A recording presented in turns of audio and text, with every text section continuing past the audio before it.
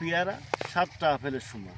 আর আমরা কি করি যে আগে আপেলটাই হাতে নিই, কিন্তু এই পেয়ারাটা আমরা খোঁজ করি না। এই জন্য আমাদের সবারই উচিত আপেলের চেয়ে পেয়ারাটা আগে খাওয়া। এবং এই পেয়ারা চাষ করতে গেলে যে সমস্যাগুলো দেখা যায়, তার আগে দেখেন গাছের কড়ি আসছে আর পেয়ারার যে কোয়ালিটি, খুব সুন্দর কোয়ালিটি। এই গাছটা লাগাইছে আমাদের কদমতলা গ্রামে 12 নম্বর দোগাছি ইউনিয়নের ঝিনেদা সদরের ভিতরে। এবং কিন্তু এই গাছটা মেন সমস্যা হয়েছে কি, সবচেয়ে মারাত্মক সমস্যা হয়ে দাঁড়ায় হোয়াইট ফ্লাই, সাদা মাছি সবচেয়ে ক্ষতি করে বেশি, যা পাতার নিচেই আপনার রোগ বলায় আক্রমণ করে এবং পাতা এরকম আস্তে আস্তে শুকায় যায় এবং মারা যায়। এর জন্য সবচেয়ে ভালো সমাধান আছে, তা যদি আপনারা ব্যবহার করেন বাইরের সলিউশন মোভেন্টো দিলে সবচেয়ে উপকৃত বেশি হবেন।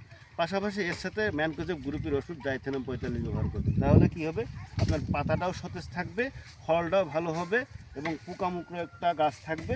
দিন শেষে আপনি এরকম একটা কাঙ্ক্ষিত ফল ঘরে উঠাইতে পারবেন এবং বাজারে নিয়ে গেলে এই ফলটার চাহিদা অনেক বেশি পাবেন, ভালো দামে বিক্রি করতে পারবেন।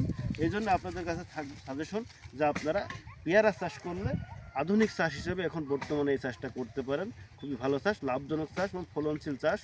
ধন্যবাদ জানাচ্ছি। আসসালামু আলাইকুম।